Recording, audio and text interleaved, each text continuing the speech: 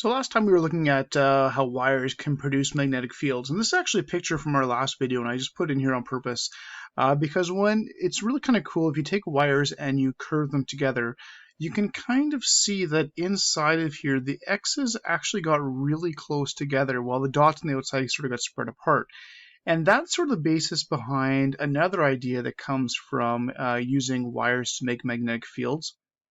Is if you take the wires and you bend the wires into different shapes, you can produce really strong magnetic fields.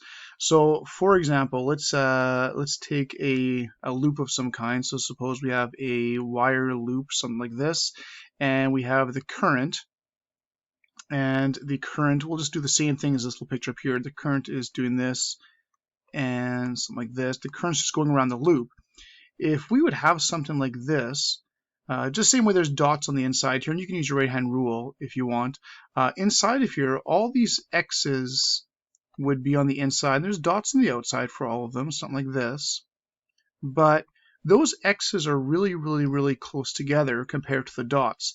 And what will end up happening is inside this middle part here, you can actually get a very strong magnetic field by using loops of wire. So we use loops of wire in order to create very strong magnetic fields because it takes all those magnetic fields from the wire, and as you bend the wire, all these magnetic fields start overlapping. And you can get an incredibly strong magnetic field, especially if you start using multiple loops.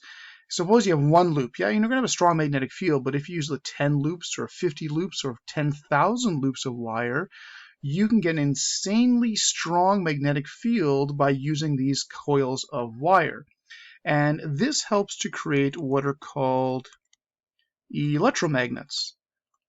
Okay, so electromagnets are really strong magnetic structures that are used and created by using coils of wire to sort of magnify the magnetic fields by getting a whole bunch of magnetic fields to overlap around each other. So, and we'll get to that more in just a second. So it's really common to have coils of wire, and there's different types of setups out there. For example, there's different coils and there's different solenoids.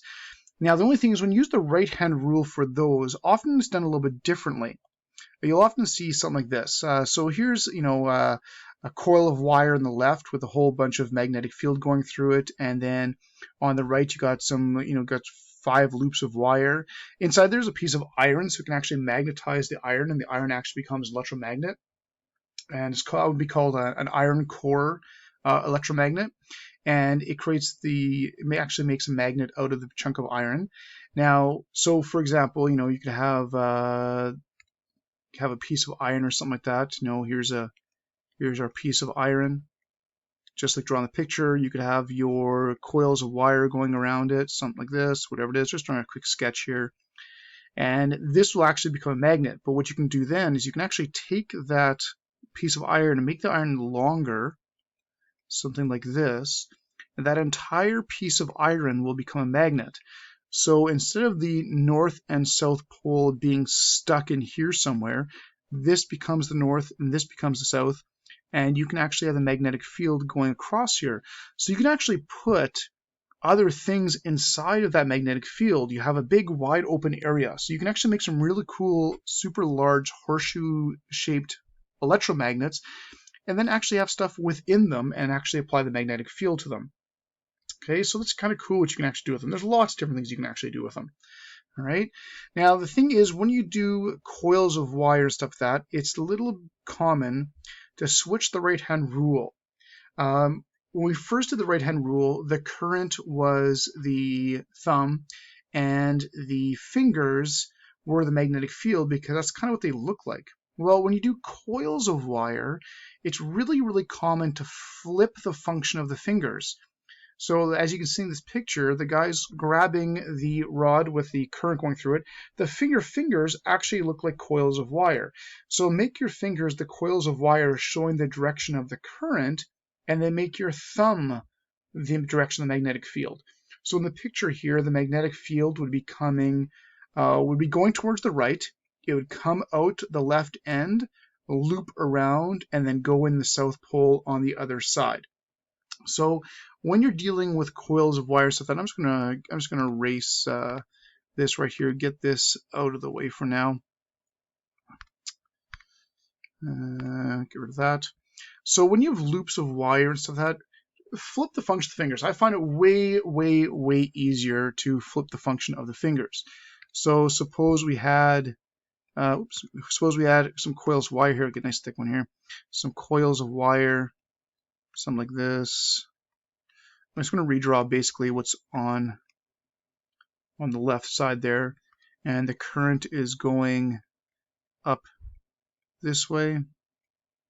Okay, so just like he has there, you take your right hand, almost just grab that thing with your thumb pointing to the left, and that's basically modified right hand rule. So when you get a coil or anything like this, it's often common to switch the two around. The magnetic field, this would be the north end, this would be the south end. The magnetic field, your thumb is pointing to the left, so the magnetic field would come out to the left and then loop around and go the opposite way, something like this. So if you're dealing with a coil or a loop, whatever you happen to be using, it's a really good idea to actually flip the actual function of your fingers in the right hand rule. It just works out better that way. Okay, and that's sort of how that works. All right. So that's basically what left hand picture shows. The same way for this picture up here. Okay, if you take your right hand and you point your thumb at the screen and point your thumb down the middle of the coil, your thumb represents the magnetic field going away from you, and your four fingers should be looping around the exact same way that the green arrows are pointing, which shows the actual direction of the current. Okay, so let's practice that just a little tiny bit here, and flipping the function of the fingers. Okay, so suppose I've got some coils of wire going around like this, do something similar as before, and the current is going around this way. There's my current. All right, so which way is the magnetic field going in the middle? Usually we care about the middle. Okay, so grab your right hand.